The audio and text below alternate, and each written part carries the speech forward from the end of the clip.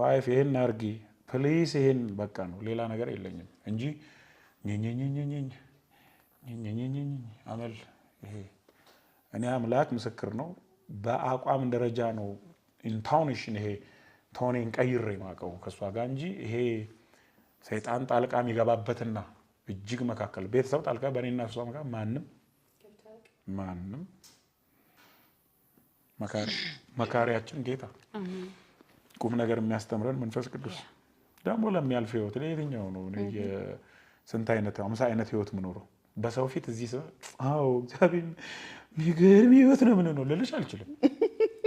መሆኑን ነው በቃ መሆኑን አቤት ማስመሰል እኮ ተከነንበታል በቃ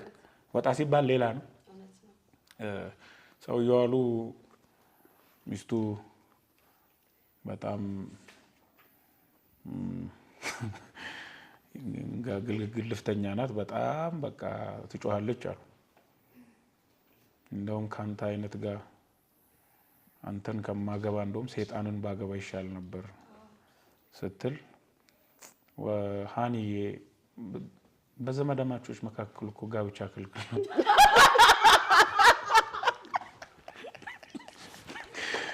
እንደዚህ አይነት ነገር ባለም እንደዚህ አይሽ በቃ ጋንን ተናበታለች ማለት ነው እና ባለም እንደዚህ ማስመሰል ይበዛል ያለሱ ይባላል ውሸት ነው አብዛኛው ባናስመስል ጥሩ ግን እኔ ፋክቱ ምንድነው እነዚህን 18 አመታት እንዴት ነው ነገሮችን ኮሬክት ያደረጋችሁ እዚህ የኖራችሁት የውስጥ ሰላም ይሻላል